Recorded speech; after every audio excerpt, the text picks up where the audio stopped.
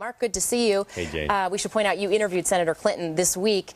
I want to ask you about our second headline. The first was Howard Dean about July 1st, and the second one, just crossing a couple minutes ago, that Senator Patrick Leahy, who we should point out is an Obama supporter, but called out this morning for Senator Clinton to step out. The quote is, "There is no way that Senator Clinton is going to win enough delegates to get the nomination. She ought to withdraw, and she ought to be backing Senator Obama."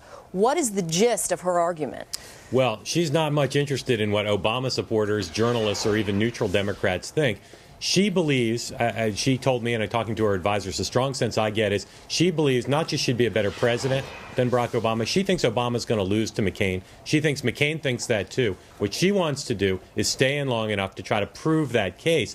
What's, I think, a little bit galling to her or frustrating to her is she knows that people are going to blame her, that if she continues to fight, Obama loses, people are going to blame her for Obama losing. She thinks Obama's going to lose anyway, so her argument is she's got to stop Obama from being the nominee. That's the mindset, at least, that I got from her and from talking to her people. And how is she making the case, particularly to the superdelegates? Is it just don't take a chance on him? Well, it's electability. There's not, she can't say, the impression I got from talking to her and again talking to others around her, she can't say anything more than just a small fraction of the case she'd like to make, because some of it's too sensitive. But the heart of the argument is about electability. It's not about past performance, who won caucuses and primaries. She wants to argue in some sensitive areas more than she'd like, more than she's able, that Obama can't win.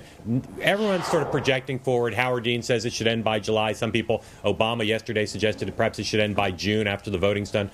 What she's trying to do is go step by step. And the next step up, in a big way, is Pennsylvania. What she's hoping, although she wouldn't say this to me, I tried to press her on it, is that the exit poll that Fox and others do in Pennsylvania show that white voters are turning against Obama in Pennsylvania even more than Ohio. That is the biggest challenge to getting elected president as a Democrat, is winning enough of the white vote.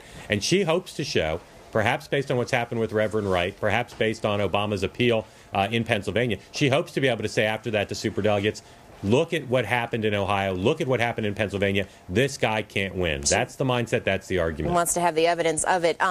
Does time, I guess, she thinks is on her side because maybe she's waiting for another shoe to drop, another skeleton from the closet, another Reverend Wright to surface? What I like to say, Jen, is another shoe to come out of the closet to kind of mix those two. I think that, look, that's got to be part of her calculation. I should say, as I try to every time I talk about this in any format, Obama is heavily favored. Winning those early contests has given him an impregnable lead amongst the elected delegates.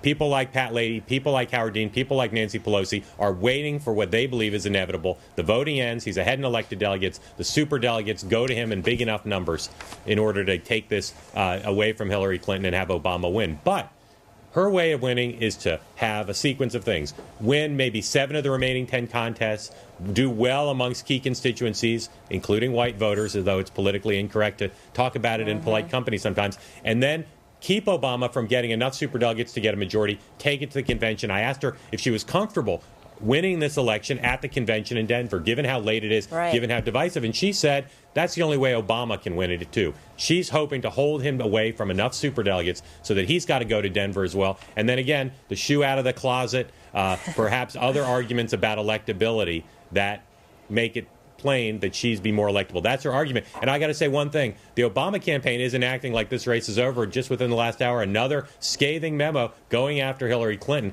They don't seem to think this thing is over either. Yeah, you know, and you quoted Bill Clinton in your article on Time.com today. My family is not big on quitting.